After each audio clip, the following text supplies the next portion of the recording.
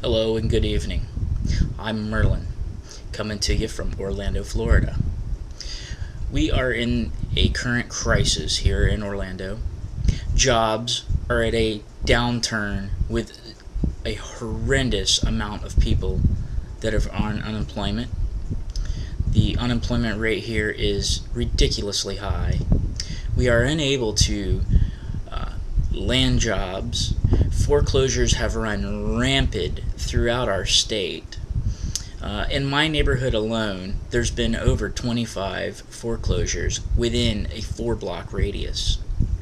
Now, myself currently unemployed, through which I worked in the construction industry as an administrative assistant for a project manager for a $10 million a year construction company, which had to fold their doors because of the economic crisis that we are currently in.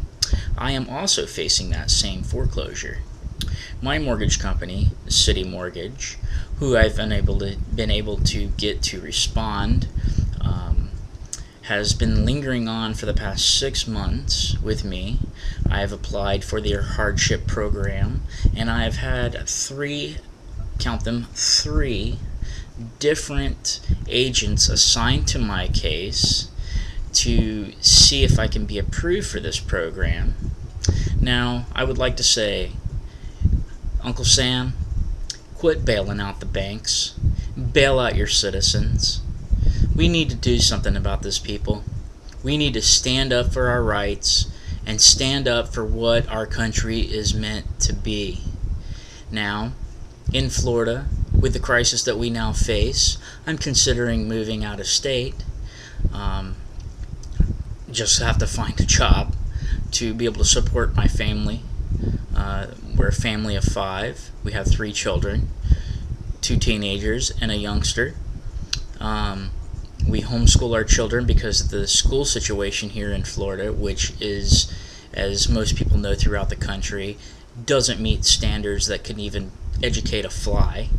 Our children were struggling and probably about, I would say, 3 grades behind what they should have been. We have currently got them caught up in the past 2 years to the grade levels that they should be in.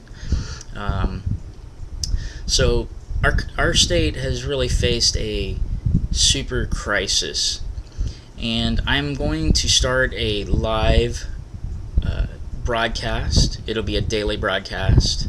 I'll be broadcasting this on Justin TV / Merlin's Place 4, the number 4. That's Justin TV, Merlin's Place 4.